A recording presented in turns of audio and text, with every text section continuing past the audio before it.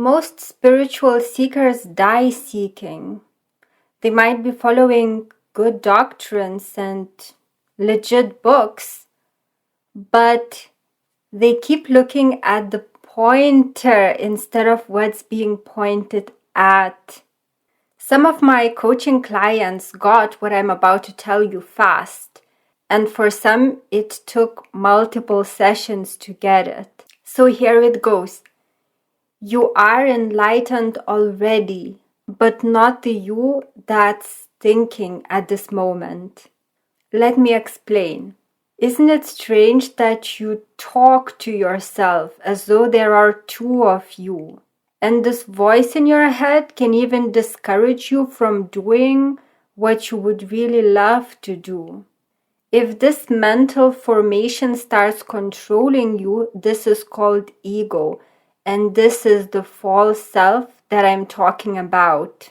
It's pretending to be you and is doing a great job pretending.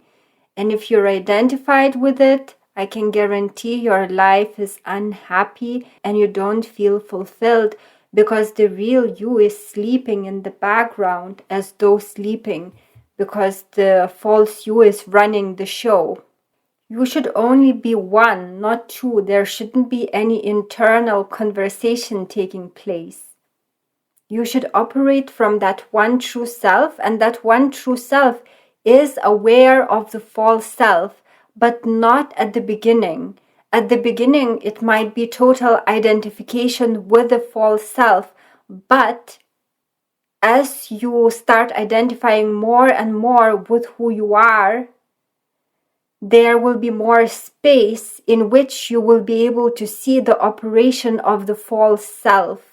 That's why I recently created a spiritual support group so that all of us deepen our presence together through mindfulness practices done in Zoom calls as well as on your own when you do the 100 Days to Presence course included. So as you become more and more comfortable dwelling in your true self, the realization will finally arise that you are it. So at first it will look like you are dealing with your true self as though it's separate from you, but it's actually you. But this realization for most people does not arrive instantly, but it takes deepening of presence for you to realize what is actually happening. So it usually takes time, some time to transition from operating from the false self that keeps you limited and unhappy, to operating through presence, which is your true self, through awareness, through spirit. Spiritual progress is faster within a group because of the cumulative effect of those having the same intention. When more people have the same intention, we all share the same energy field and our practices are much more effective. We meet every Sunday on Zoom to practice together and to share our progress and challenges.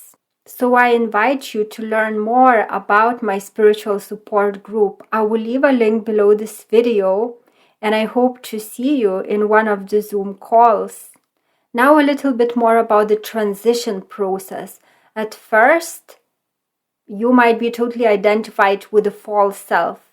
Then you start realizing that certain mental formations, beliefs, sentences in your mind, thoughts start feeling not your own. They are in you, but they are not you. So this marks the start of disidentification from the false self. And then even the most intense mental formations, such as beliefs, traumas, criticisms in your head, start losing their power as you stay more and more in your true self. And then there comes a very exciting stage where although though that mental formation, whatever it is, traumas, memories, beliefs, criticisms may still be circling in your mind, you just observe them and they have no effects on you. And therefore, since they have no effects on you, they don't get fed by your attention, which is energy, and then they start dissipating more and more. And this is so exciting because as you no longer are identified with the false self, the true self starts coming forth from the background of your being.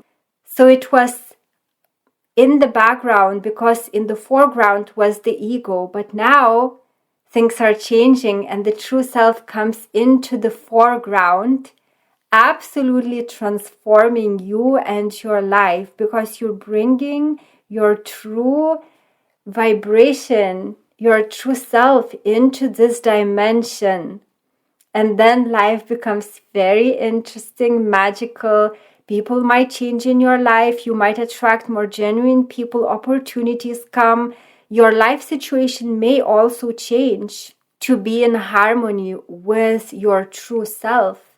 Because in the past, you were operating from the false self. That's why you might have attracted wrong people in your life. You know you're not supposed to be in certain situations. Actually, you are where you're supposed to be. There are lessons to learn, but this is one of the lessons. So you are identified with the false self. So as the true self comes into the foreground, things start changing around you to reflect who you really are. So situations change, circumstances change, opportunities come, new genuine people enter your life to reflect who you are, and then life becomes very interesting and magical.